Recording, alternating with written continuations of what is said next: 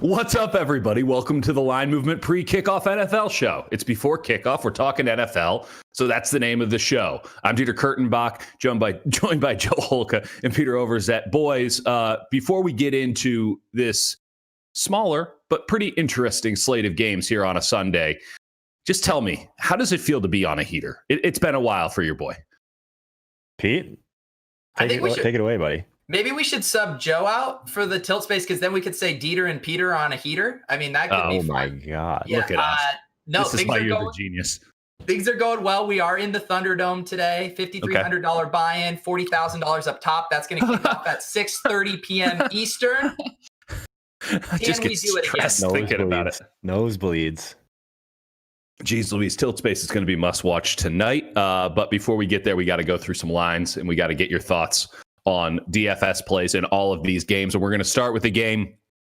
Interested if there's any stacks in this one. Kansas City Chiefs hosting the Las Vegas Raiders. 10.5-point favorites on blitzbet.eu. Right now, you can get the Chiefs on the money line at minus 588. So, good luck, Raiders. Let's start with you, man on heater. What are you thinking? You taking the Chiefs here? You taking the points? And are you going to have any Chiefs in the lineup? Or dare you go with the Las Vegas Raiders in a DFS play? Which guy on a heater are you throwing to? Sorry, let's go with Peter on a heater. Let's go with Peter on a heater. That's a good point. Yeah, this Chiefs game is interesting. I got a little concerned seeing ownership starting to rise on Mahomes later. Deshaun Watson projects similarly and is much cheaper. That said, this is a great spot for Mahomes. It was just earlier in the week, it seemed like Bridgewater, Matt Ryan, Dak, Daniel Jones were going to garner all the ownership, and these guys would fly under the radar. But I think it's still a really good spot. I mean, Kittle's going to be massive chalk, so Kelsey is a nice pivot there. And then you have all these other nice options, whether you want to go with Watkins or Hardman cheap. You can pay up for Tyreek. It's just a good game for fantasy. So I'm interested in it. I don't know if I have a nice lean on the total or spread. Joe, do you? Yeah, I think this is one that I've been really just focused on for DFS, is one we talked about last night when we were kind of building some initial teams. And I'm kind of with you, man. Like, I'm nervous that we originally thought this was going to be like a nice pivot off of just all the Clyde Edwards-Helaire chalk. But now it seems like there's so many people talking about this like as a stack that it's a little bit different. I think we're going to have to revisit that one. I don't know if we end up going with it.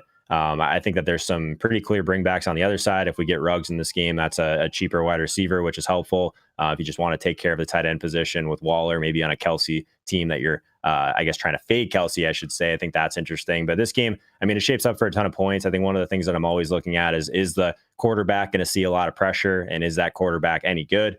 Both of these things here, Mahomes, I think that anytime we see him in these spots, and even the Raiders historically, he just does really well because he has so much time back there to just pick this team apart, all the weapons. And I think that this is a really good spot. Was hoping we'd get it a little bit lower, but we'll see. Total's 54.5. And I noticed that you didn't mention anything about Derek Carr there when you were talking about good quarterbacks and high scoring games, Joel Holka. Are you not a Derek Carr believer? I'm not. He's looked fairly decent this year. I mean, he's still like Derek Carr. I'm not like saying that he's Russell Wilson or anything, but it's looked better. Who would have thought that year 3 of John Gruden would, produce some results? Yeah, I'll say this. And normally, one of the highest correlations that is available is we really like the quarterback in a game. We probably should like, at least to some degree, the quarterback on the other side, because we're going to need some points scored on both for this thing to really shoot out. But Derek Carr, probably not for me. There's some better options down there on the cheaper side.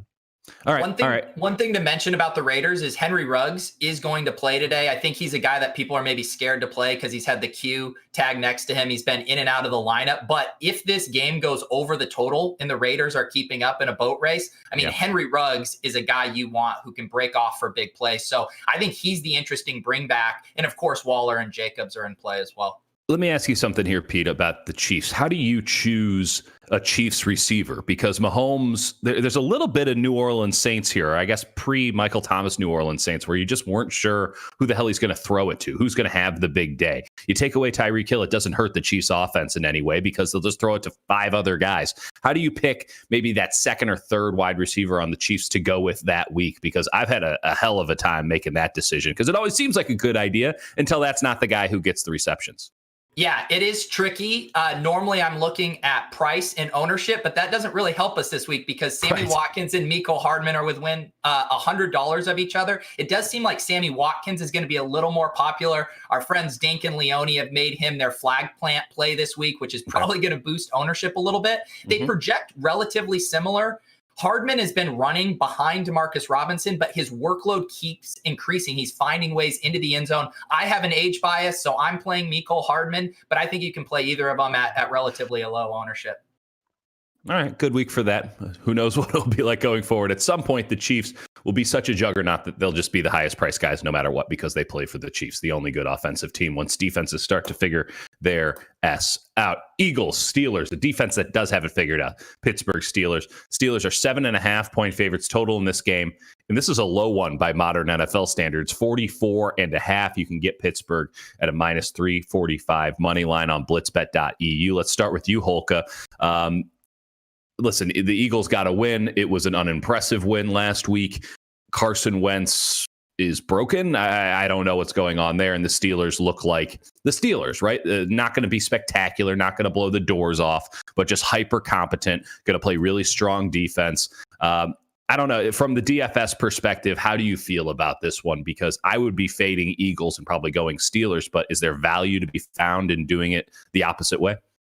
Yeah, I don't love this game for DFS. I think that this is probably one of the worst get-right spots for Wentz we could possibly have, like with all the issues they're having on the offensive line, like Pittsburgh's defensive front. I think they're just going to make his life hell all day. There's really only one piece that I'm super interested in outside of the Pittsburgh defense, and it's Zach Ertz, just because I think if there's going to be a ton of pressure on Wentz all day, it might just be a situation where he's just kind of going towards that security blanket with Zach Ertz. He's 5,700 on DraftKings. On FanDuel, he's kind of below that tier with obviously all the Kittle chalk coming. I think that Ertz is at least an interesting play. He's not someone that's going to give you a ton really of upside and kind of after the catch ability, which is always a concern. But I think this could be like a 8 to 10 catch scenario that we've seen before with Ertz. I don't know. Are you on board with that one, Pete? I don't love a lot of this game overall. Yeah, I'm nervous about the Eagles side, especially even though Miles Sanders' workload has been pretty nice. He is pretty reliant on this team just having some success to hit a ceiling. I think he has a high floor, but I worry about the ceiling. I'm kind of intrigued by the Steelers. I made a couple lineups with them. I mean, Deontay Johnson's now back out of the concussion protocol. We had him at this same price a few weeks ago, and he was mega chalk. Everyone wanted to play him. Now he's going to come in at a third of the ownership at the same price in a solid matchup. Deontay Johnson is, I think, flying under the radar a little bit with DJ Moore and Robbie Anderson, just a couple $100 more, and everyone wants to play those guys, but I don't see a ton of difference with just pivoting to Deontay Johnson there. Let's start with you here, Pete. How do you feel about the line? This feels low. This feels like too much respect for the Eagles. I know that it's still early and there's still expectations around Philadelphia to whatever degree they can still exist. They do. 7.5, though, on blitzbet.eu seems, I don't know, just almost disrespectful to Pittsburgh. What are you thinking about it? Yeah, we didn't end up making this one of our super contest picks, but Pittsburgh was one I think that was on the bubble for us. I'm with you. Sure. What have the Eagles done this year to give us any vote of confidence? Nothing. And now they're on the road here. Wentz looks like he's close to getting benched every game. I'm with you. If I were to make a bet here, it would be on Pittsburgh to cover. Joe, you got a play? Yeah, one of the things I was looking at in props, I think this is one of the things that I'm really trying to focus on Sunday mornings a little bit more. Miles Sanders looks like blitzbet.eu has him at 49.5 rushing yards for a guy that could touch the ball 20 times. I think that's really low. So I hate going for some of these overs, but I think this is one that probably overcorrected a little bit too much for the matchup. I think that's a pretty solid over bet. I think the over bet on the total is a good bet as well, 44.5, because there's going to be garbage time points by the Eagles in this game. There's just no two ways about it. I like the Steelers laying the 7.5, and I like the over on this one because you just look at the implied score and it just doesn't make any sense. I think that I think Philadelphia gets into the 20s. It might be late, but they get into the 20s, and therefore I think the total plays over. Okay, Jacksonville Jaguars against the Bill O'Brien-less and winless Houston Texans. Not sure which one they're sadder about there in Houston. 5.5-point favorites for Houston. Historically speaking, I think 1/3 of the teams that fire their coach mid-season actually win the next week. What a stat. But I spend too much time with Matt LaMarca. But Total's 54, so they're expecting some points. Jacksonville up and down so far. Houston, extremely disappointing, but I don't know if the offense is necessarily the problem. It's kind of the same Houston Texans. They just had a hellacious schedule, and now they don't have Bill O'Brien in their ear. Let's start with you, Joe Holka. Do you have a position? I like this game a lot. This is one that we've been kind of throwing back and forth a bit between me, Peter, and Leone. Also, I think Deshaun Watson's kind of in this weird dead zone of pricing to where he's not quite priced up to where like Mahomes and Lamar and those guys are, because he just hasn't really had that explosion game yet. I think that it's pretty much just comes down to, for me, I don't think this Jacksonville team is talented enough to really defend against this team that has a ton of weapons. Will Fuller, I think, is an amazing spot, maybe a little bit overpriced for fantasy. I think my biggest question here, and I'll kick this one to Pete, is can we go back to Brandon Cooks? Like, that one really scares me, but I know a lot of sharp people are talking about it, I guess. Can Brandon's Cooks? Can he cooks? I ain't scared. I ain't scared. I have no problem going back to Brandon Cooks. That said, I'm not playing him as a one-off. I'm playing him with Watson and Fuller and just trying to capture the Texans passing game. That's what I'm trying to do there. I don't have the stones to play him as a one-off, but man, I love this game. It seems like it's going to be the third most popular game for DFS. It has a higher over-under right now than both the Panthers Falcons game and the Cowboys Giants game. And there's a lot of interesting pieces in here, and they're cheap to stack. On the only pieces that are really expensive, I would say, would be James Robinson and Chark on the Jags, but you can bring it back with Shenault. In my gross play, Joe heard me talk about it last night, I don't even mind Tyler Eifert on the bring back if you want. So I love this game. We haven't seen the Texans go nuclear, and now we get rid of their anchor, their ball and chain, and Bill O'Brien. Let Deshaun Watson cook, preferably to Brandon Cooks. What if Bill O'Brien was the only thing holding this together? What if he was in fact a genius and Deshaun Watson is in fact secret trash without Bill O'Brien? Holding it together? They're 0-4. What was he holding together? What if it could get worse? What if they what if we don't? What if we look at this game in week 5 and just go, man, they actually played fairly decently in the first 4 weeks, just had a terrible schedule. Turns out they were actually trashed the whole time. What if they should bring back that Bill O'Brien guy? He seems to have some good ideas and could put together a garbage. No, I'm kidding. Of course, Galaxy that's not going to brain level rant here from you, Dieter. We should have Go ahead. Bill O'Brien is going to be the next head coach of the New York Jets, and we're going to have to do this all over again with a worse team. So let's just prepare ourselves. He's like Adam Gase, and I'm just not certain that the Texans offense is just going to explode, right? Like, oh, well, he's gone, therefore the restrictor plate is off and Deshaun Watson's just going to go. Like, I don't think the offense was the issue. I think that Bill O'Brien being a dick was the issue, and that they lost 4 games. Like, I think that him being a GM that doesn't have any first round picks and has more money attributed to guys who don't do anything, and he traded away, DeAndre Hopkins. I think that was the issue. I think it was more of a bad relationship than it was, this offense with this offensive genius isn't scoring. So I'm not sure I'm buying Houston just going off today because the witch is dead. I think this is actually a pretty close game, and I wouldn't be afraid to lay down Jacksonville in the points because I don't know if it goes over. It should be around that total. That's a scary total for me. But Jacksonville, I think, is going to get theirs because the Houston defense can't stop anybody. But that's just one man's opinion. Dieter, before you move on, that's what I wanted to hear from you guys mostly. I think this game has the massive potential to go over. I who's playing defense in this game? Do you think that the reputation of the old Jaguars defense is playing any factor here? Could Darren Fells have 2 touchdowns? Dieter, you're the tight end guy. Honestly, though, I really Fells do think is not a tight end too, so therefore he can't. More fantasy points, Dieter. Fells or Eifert? That's the big decision in this game. It's like we don't need to talk about Will Fuller. Those guys way too exciting. Who is the tight end play in this game? See, the thing is Akins is going to play, right? So you're splitting there. Could either of them get in the box? For sure. But I mean, Eifert, other than the weird Thursday night football game where the Fitzpatrick kind of imploded that game himself, Eifert's had 6 targets in their last 3 games individually. So I don't know. He's not a gold star lock, but he's a cheap bring back if you don't want to use a spot on a wide receiver and free that up for other games. Oh, imagine to answer the question though on who's going to play defense, like you don't need defense, you just need offenses to sputter, And Jacksonville's offense seems to want to sputter plenty often on its own. Like, it's still a Doug Marrone coach team. Like, they're not just going to go the entire time. He's going to have this weird voice in the back of his head being like, we should run the ball for no good reason. And they will. And maybe that's why Robinson's shocked. Like, who the hell knows? I'm afraid of that total. I'm afraid of that total because I just don't think it's going to be a well-played football game. And you need a well-played football game, at least from one unit, to get over 54. I don't even care for the fact that I don't care for these new lines. I don't care for this new NFL, this Big 12 nonsense that we got going on. I'm going to wait for everything to come back next week before I play some real totals. And I'm hitting unders, if anything else. Let's talk about the Rams. Look at this guy rooting against fantasy points. Who are Come you? on. Jeez. I'm a heel. That's what I am. You leave for a week and you come back and there's just no fun left in Dieter. Back in my day, the games were 12-9, and I could really enjoy football. Back in my day, I didn't have a commercial break every 4.5 minutes because they punted or they scored a touchdown. If I wanted to watch arena football, I'd watch arena football. Oh wait, they had to cancel arena football because it was unwatchable garbage. All right, Rams and the Washington football team. Don't worry, this is also unwatchable garbage from the Washington football team. They decided that Dwayne Haskins wasn't good. Finally on that.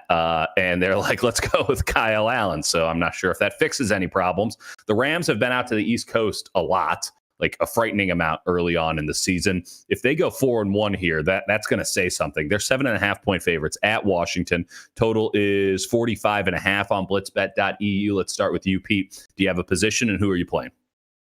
Yeah, I've, again, mainly been thinking about this game from a DFS perspective. I'm not going to be stacking it or anything, but I do like some individual pieces. Antonio Gibson at 5,000, I think, is one of the better plays this week. Although Ian Hartitz over at PFF choppered Antonio Gibson late last night, so his ownership might creep up, but his role's really been expanding. And then the two Rams wide receivers on the other side, Kupp and Woods, 6,400, 6,500, low ownership, both seeing a large target share. Again, with all the ownership funneling to those Rams Panthers wide receivers right underneath them, I kind of like playing, say, Gibson with Kupp or Gibson with Woods. So this is a game I think you need to be choosy with how you're playing it, but I could see some points being scored here at affordable prices and low ownership. How do you feel about Antonio Gibson, the prop currently 3 receptions in the game? Over? I mean, there's going to be some garbage time, I'd imagine, here, and Antonio Gibson might still be on the field because I don't know who else is going to be out there. Yeah, I like both of these plays overall. I think that 3.5 receptions for Gibson, that's one that's probably a stay away for me because I probably still have the under there. I'm not trying to be pessimistic on the chopper play, Pete, but I think that Gibson was more of a play that I liked if he was going to be super low owned. I don't know if he's really necessary on this slate because we have so many good running backs in the 6K range, which we'll get to. I guess the one that in this game is still something I'm going back and forth on. If you're playing some smaller field stuff, Kyle Allen at 4,100. He is significantly cheaper than any other quarterback on the slate that's in play. So versus even Danny Dimes at 5,600, you're just getting such a big savings there. You can basically just play anyone you want. If you play Kyle Allen, our CEO of our public company, i3 Interactive, has already texted me this morning a lineup with Kyle Allen in it. He's playing some of the highest stakes out there. Pete, you heard, I guess, Chris's take last night on Kyle Allen. Are you with him? Is it thin? Is he necessary? I think that's the question. Yeah, I see. I'm not a cash game player. I see it more for that kind of stuff where you are trying to jam in a high floor everywhere else. Kyle Allen, probably, it seems weird to say it, he does have a floor at that price, but the ceiling I just think is non-existent, basically, with how they're going to play. So if they're just all these high price plays that you absolutely must have, like Chris, I will give it the most tepid of stamps. It's so faint that you can't even see the ink, but it says, I'll allow it.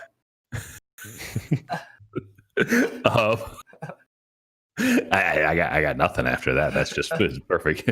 I'm glad that you'll allow it. It's a shame that I have to get out the microscope to find it. All right, so we're going to play Kyle Allen. So this is completely off the rails. That is absolutely nonsensical. And but he knows the offense, you guys. Don't worry about it. How do you feel about guys like McLaurin in a situation like this with Kyle Allen throwing on the ball? Better than in prior weeks? He was, he's really good and he was doing really well with a bad quarterback who couldn't, read the field. I'd imagine that Kyle Allen provides some upside there, or am I off base?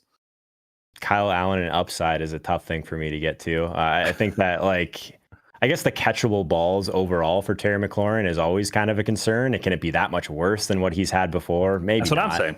That's what I'm saying. I think that we've already seen the basement. There's more of an argument, I think, for these type of plays in a week where we're trying to jam in guys like Christian McCaffrey. We're trying to jam in these wide receivers that are in great spots. I think wide receivers kind of gross overall. So like, there's not, I guess, Kelsey, Kittle, like part of the reason those guys are being talked about right now is because we have the salary to get those type of guys in. So I don't think Kyle Allen is necessary personally. Okay. I agree. I don't think Kyle Allen's ever necessary. And especially this week, Carolina Panthers, Atlanta Falcons. Oh boy, this is not awesome in terms of a game, just in general. This game makes me very sad. The Falcons are 2.5-point favorites at home. The total is 54.5, which also makes me sad because no defense will be played. We'll start with you, Peter. Are we buying Teddy? Are we in on the Bridgewater? Yeah, I mean, this is a good spot for them, and the Falcons have been atrocious. They've been giving it up to whoever they play. We just saw Rodgers go nuclear on them. A quick news and notes about Julio Jones. He has not been officially ruled out. We're going to have inactives in about 10 minutes, but the reports are he hasn't been on the field during warmup. So I'm guessing here in about 7 or 8 minutes, we will get confirmation on that. So as far as that pertains to the Falcons, Ridley looks like he'll be the alpha. You got Russell Gage back. And then at the Stone Men on DraftKings, Olamide Zaccheaus at 3,000. People are excited about him. ETR has him as the highest owned player on the main slate for you punters liking to jam in the Stone Men guy. Give me that name again. Olamide Zaccheaus? Oh, yeah. That one? The pronunciation there, unreal. I literally, I think every single show this entire week, and I have a note, literally I have a sticky note on like my screen with exactly how to say his name, and I'm pretty sure I've messed it up every time. So that was seamless, Pete. That was like a professional level. Look at this. This is why we pay you the big bucks. It's probably wrong, but I just say it with confidence. And no one knows. There you go. If you dress nicely, they'll let you in anywhere. All right, tell me, Joe Holka, how do you feel about this contest?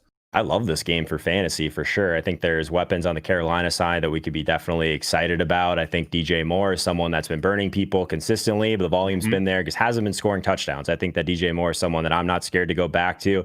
Bridgewater is someone like kind of in that tier of Danny Dimes, significantly more expensive than Kyle Allen. But I think that this game like shapes up well for points. This Atlanta team has not been able to stop anyone this year. I think Carolina's probably been a little bit underrated on defense in terms of the pressure they've been able to bring. But I think this game could definitely be one that we're targeting for an over. It's one that stood out right away this week as one that could have a ton of points. I like this Olamide Zaccheaus guy. See, there you go. Butchered it. See, that was my attempt.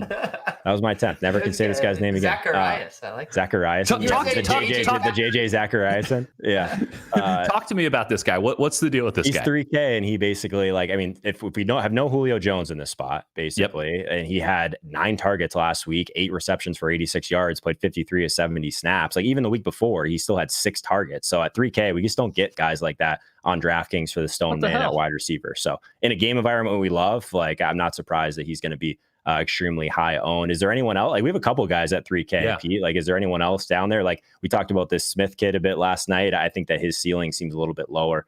But I guess maybe this is the guy. But a 26% owned wide receiver at Stone Min, like we got to find a pivot, right? Yeah, I mean, a few weeks ago I did Hamler at the Stone Men for Denver, but he was going to be 5 to 7% owned, and I like it much better in those situations. So yeah, I will say Olamide, he was kind of interesting as a prospect. He would get used in the run game and in special teams, returning punts, like those versatile guys. It normally bodes well for their ability to contribute on the football field. So it's not like he's just a total scrub coming in. I think he has some juice, but yeah, at this ownership, he's a stay away. One thing that's interesting to me about this game is the quarterbacks aren't projecting for high ownership, right? Which to me makes it seem like everyone's wanting to play these guys more as like one-offs. They want to play Robbie and they want to play DJ Moore. They want to play Mike Davis. So I'm interested to see how that works. I do think you can game stack this with the low ownership on the quarterbacks. I would stay away from these guys as one-offs. And then all you cash game grinders go haywire. There's lots of good plays here. Where did Olamide Zaccheaus go to college? He went to Virginia.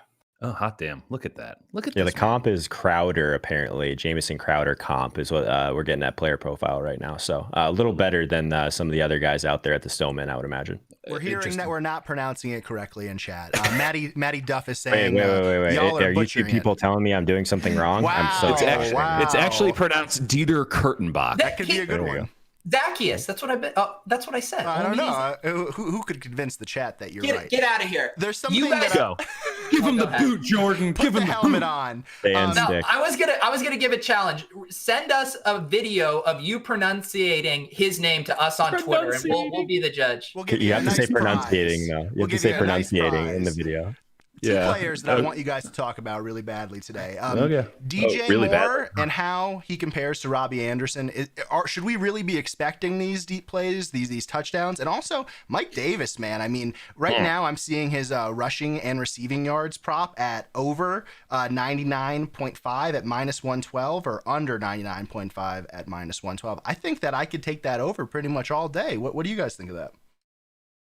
Go, Joe Holka, tell me. Love Mike Davis. I think Mike Davis, like we talked about, like how strong the running back plays are in that 6K range. We got guys like Kareem Hunt, we got Mike Davis, and then we have CEH over for Kansas City. I think both of these guys, all three of them are great plays. Like I honestly think that there's an argument that Mike Davis is the strongest of all three, though. The amount of passing game involvement this guy has had, he's not Christian McCaffrey level, but I mean, we're also getting a very, very significant discounted price. So I love Mike Davis. I'd be all over the over in that situation. So I'm with Jordan on that. This game, just so many pieces. So I'm kind of with Pete. Like if you're looking to get access to this game, maybe it's a spot where you do play one of the quarterbacks and overstack it. Like we talk about onslaughts in DFS. And this seems like a situation where maybe even Curtis Samuel at super low ownership, Ian Thomas. Like I love all of these guys. If Bridgewater just goes crazy and this game goes absolutely haywire, like you're going to want a lot of these pieces because they're cheap. Can we just admit that Robbie Anderson is like full on good? Everyone's been sleeping on him for a long time, but he's like full on good. Every week he performs. So I wouldn't have any problem playing him this week. I don't know. How do you feel about it, Pete? Yeah.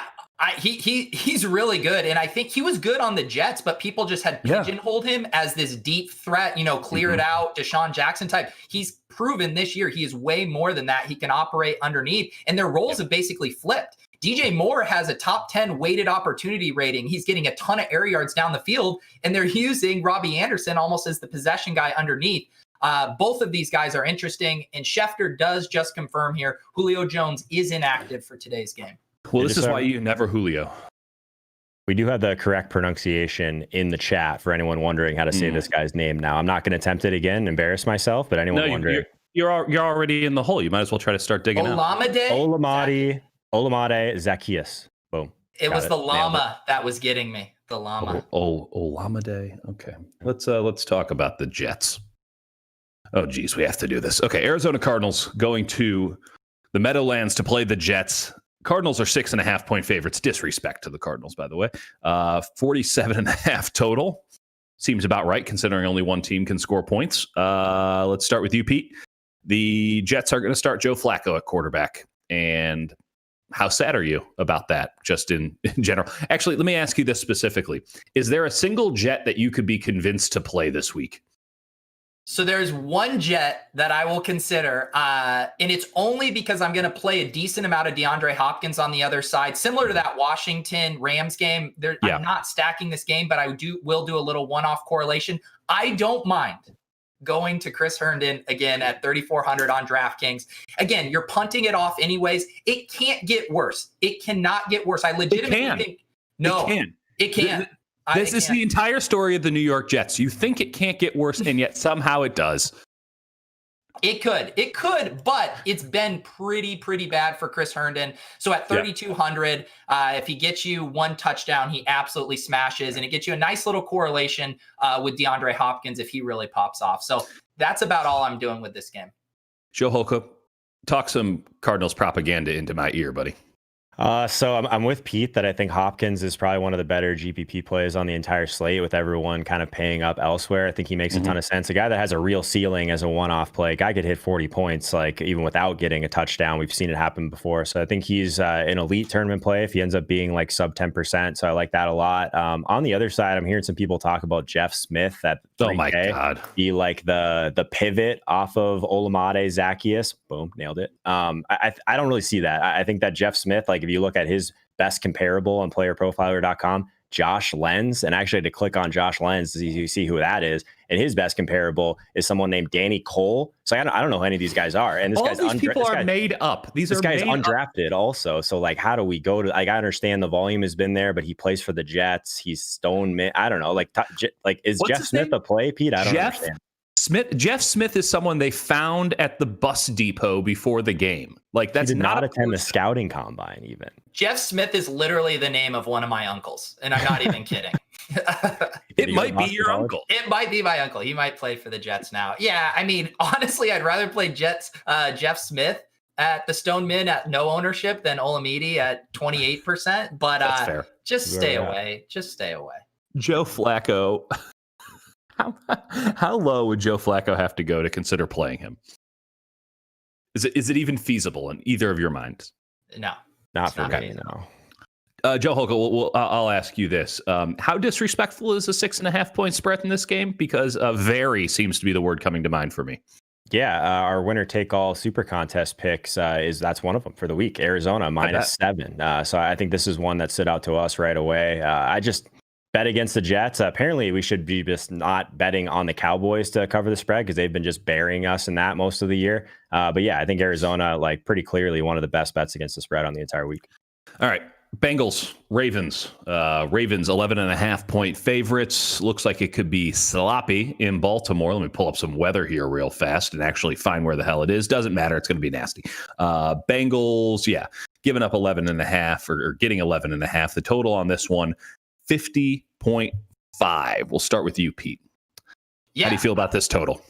I like this game. I think what the Bengals have shown us with what they want to do. Last week, they got the 1 week where they could run on the Jags, but otherwise they are letting Burrow cook. And they're going to be in a negative game script here. We also haven't seen the Ravens have to push the pace. So I think we have the right ingredients here for this game to go way over the total if the Bengals can keep up. And because their MO is going to be able to pass no matter what, that might force the Ravens to also have to keep the feet on the gas. So I like some plays in this game, and I kind of like the over.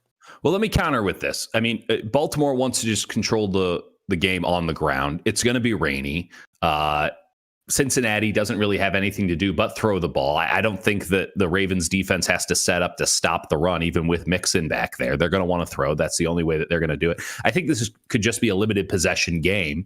And if Joe Burrow has the current prop more than half of an interception, which means one, then obviously, I don't know if Baltimore's going to turn it over at any juncture. That's not something that they do. I can see this going under for no reason other than Baltimore has like 7 possessions or 6, and Cincinnati gives up one of them, and they're not efficient enough to take advantage of the 5 or 6 that they have remaining and get this one over. I'm with you. I think everything you said makes a lot of sense, but I think we're about to get some like real hardcore Baltimore Ravens football this weekend. And while that's somewhat exciting, it's not going to be great for like Reds.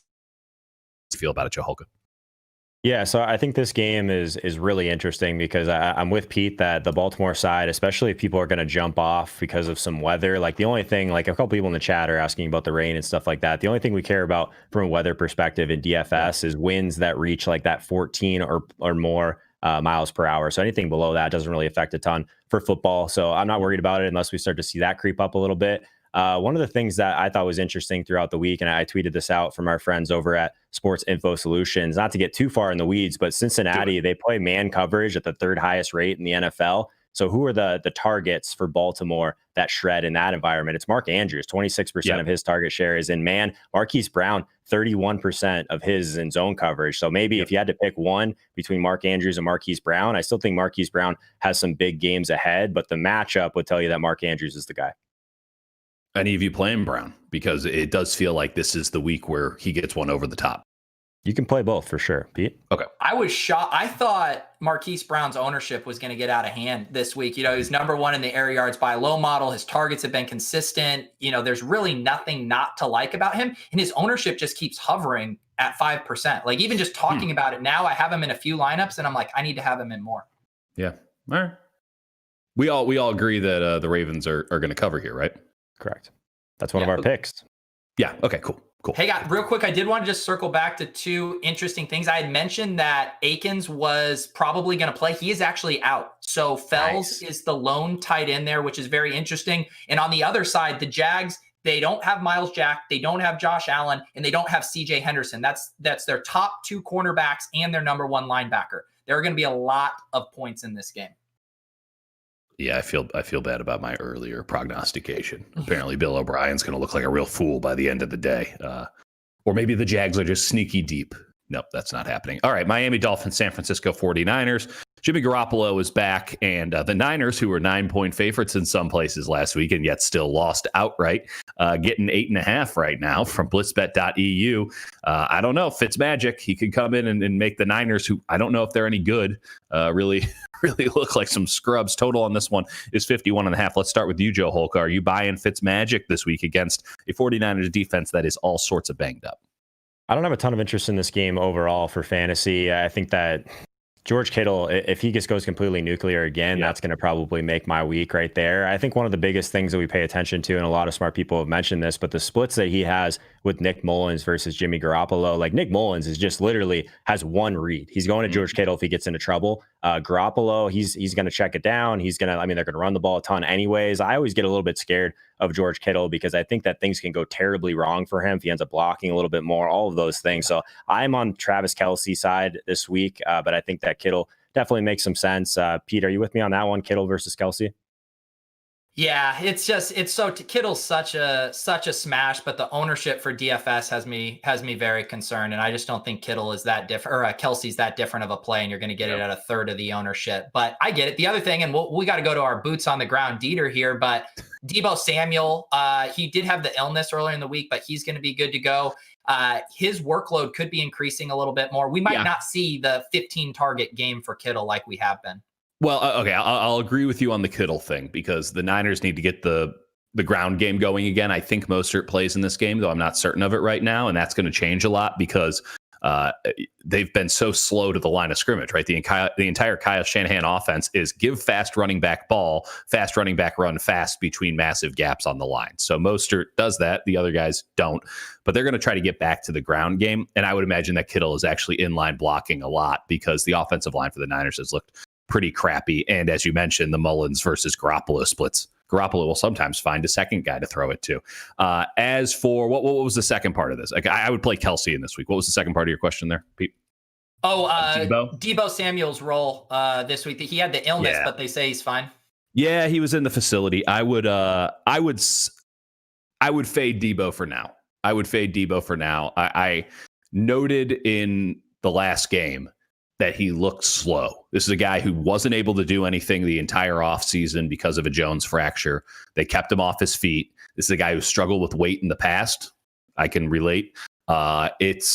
He just doesn't have the same burst, and they already had him on a pitch count. They're going to keep him on a pitch count. He didn't get to kind of get into a little bit of better shape this week. I would just doubt that on that pitch count, he's going to explode. I think that all the stuff that would normally go to Deebo is going to go to Ayuk, and I'm not sure if that's even enough to play him, though I do want your guys' perspective on Brandon Ayuk as a DFS play. Yeah, I'm just like kind of avoiding this passing game overall. I think as we were kind of moving through here, and I'll let Pete talk about the Ayuk play, but I also want Pete's take on the running back situation in Miami because he has some very close personal ties to that backfield. I think one thing that's interesting that I saw, I was just looking at props just now, is Myles Gaskin. His line is at 2.5 receptions on blitzbet.eu right now. I think that's really low. I think that's San Francisco. They're 29th in the league at defending the short area of the field. 31st in the league. It's even worse than I thought. So I think Gaskin over 2.5 receptions. That's one of my favorite props I've seen so far. Good call. Yeah, I love the Gaskin call. He still just doesn't quite have that name value recognition for people to where these props are staying under. But again, until we see it, there's always the risk Breida gets involved more. But until we see it, this is an overplay based on Gaskin's role.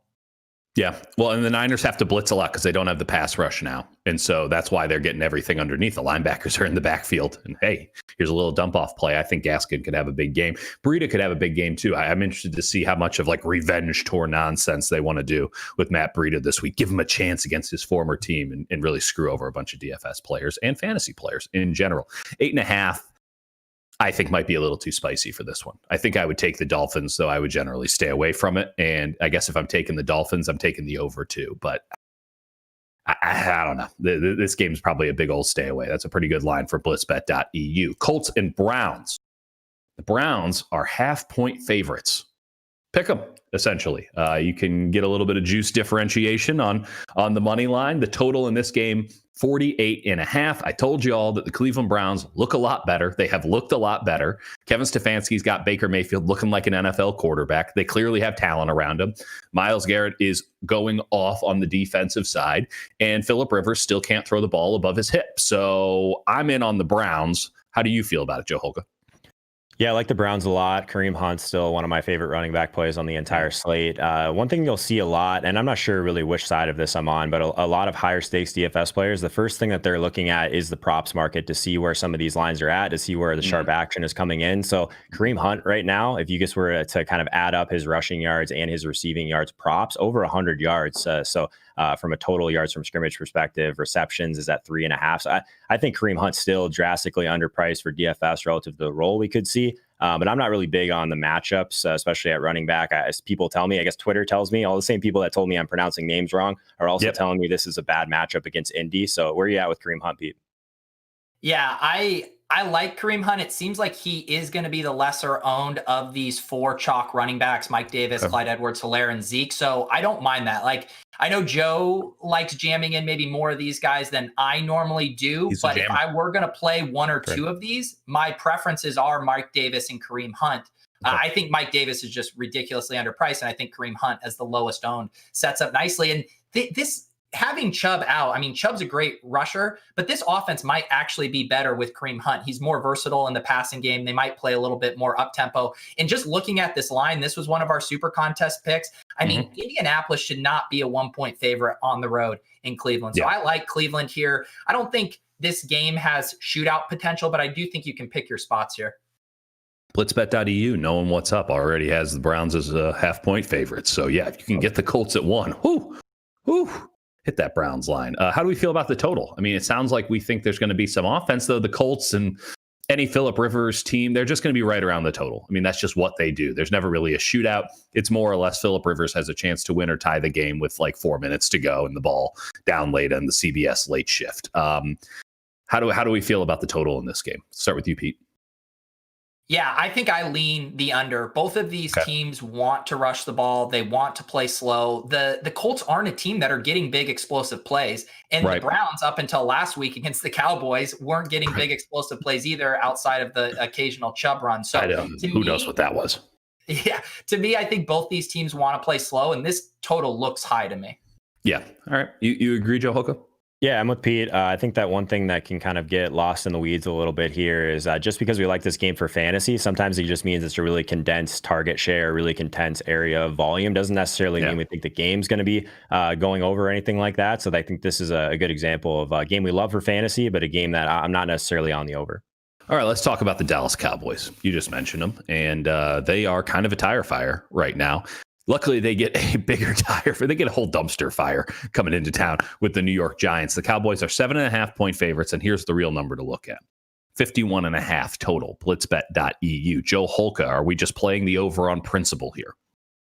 Yeah, I like this game a lot for fantasy, but some very specific plays. I think this might be the first time where I'm a little bit down on the Dallas passing game. I think this one could kind of get out of hand a little bit. I guess if you think Danny Dimes on the other side can kind of keep pace against this Dallas defense that's been not very good, I understand that side of it also. Like if you are going to be playing Danny Dimes in DFS, you're probably playing with him with Slayton. I think Slayton's someone that the matchup sets up well. 32nd in the league at defending the deep area of the field. So I think Slayton's the guy that could get loose for a deep ball. But like the interesting part of this, Peter, is that like we're seeing the ownership on Slayton come in. He might be one of the highest owned wide receivers this week. So at that point, we really wouldn't want to go overweight on a deep threat. I think he's a great play. I'm just like trying to figure out if this is a guy we should be playing at sub 5%, not at 25. Pete?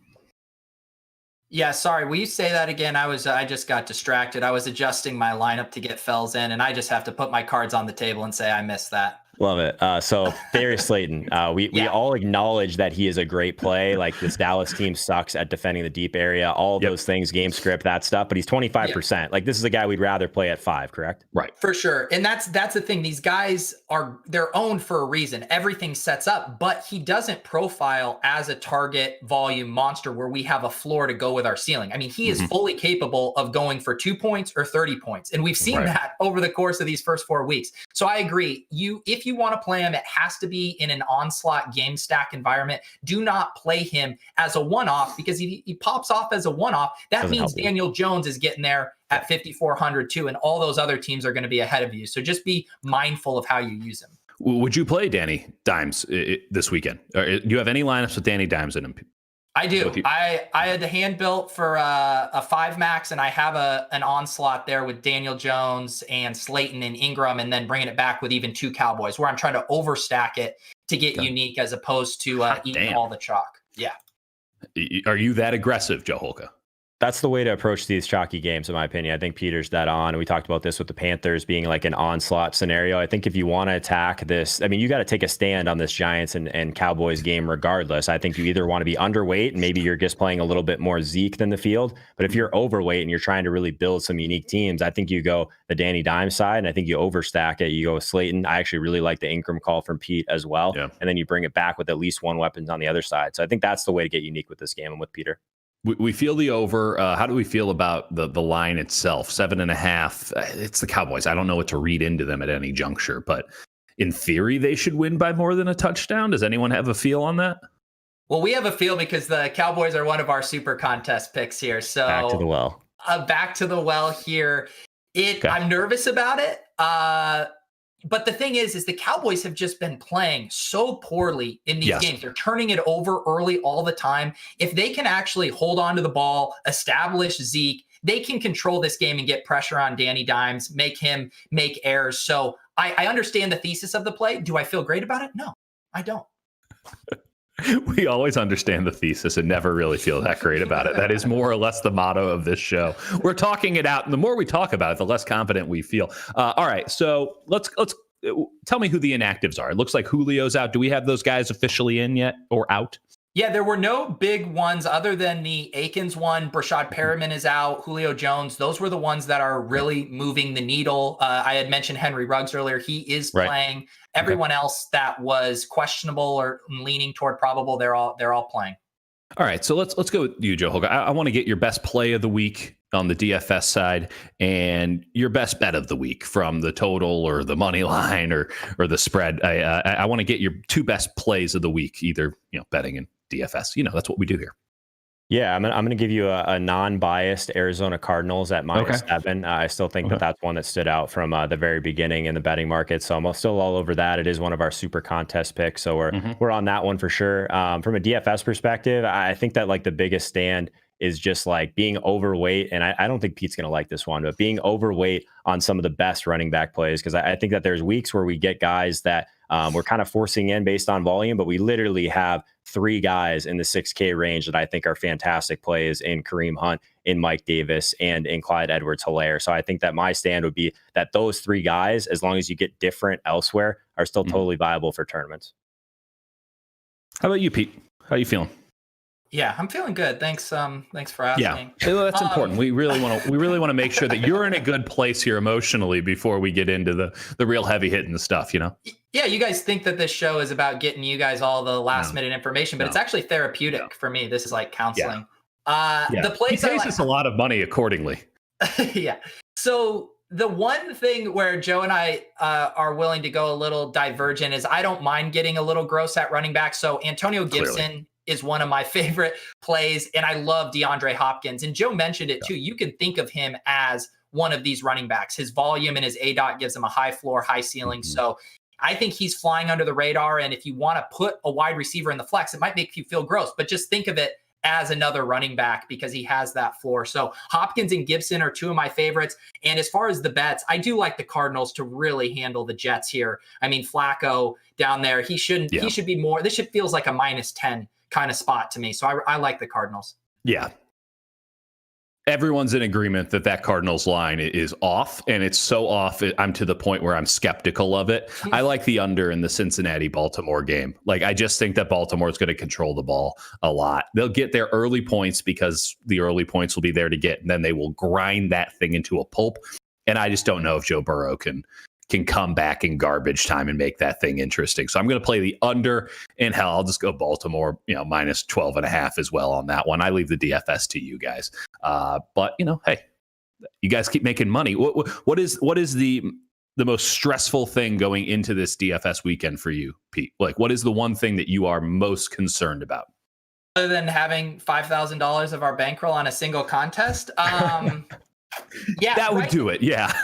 Well, we're about to hop on with Leone here to hammer out our lineup, and I'm most concerned about the shifting of these ownership percentages. I've had 2 good weeks playing what I thought was going to be chalky Russell Wilson double stacks, and then a chalky Dak Prescott double stacks that didn't end up coming in that chalky. So right now I'm nervous about trying to look at ownership projections and realize the field is reacting to those projections. It's like the scene from The Princess Bride. I know that you know that I know. Yes. And now I'm trying to make sure that we aren't missing out on a smash play because we're worried about the ownership. Joe, talk me through your stress levels.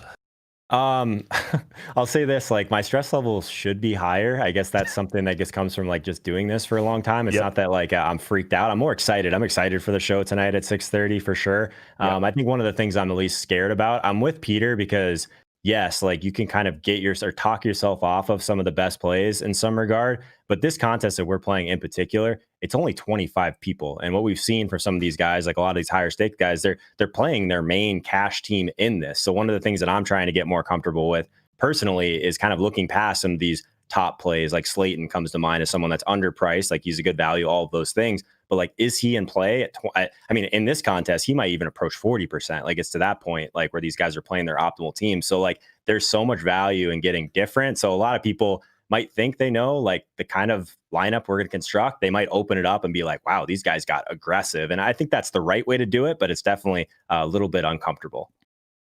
Till space 6:30. These guys are going to be on it, either smiling or deep in the hole, just the lowest of low. There's just only 2 ways to go when you're playing this big, and they're staying at home, so they don't even need to add that part into it.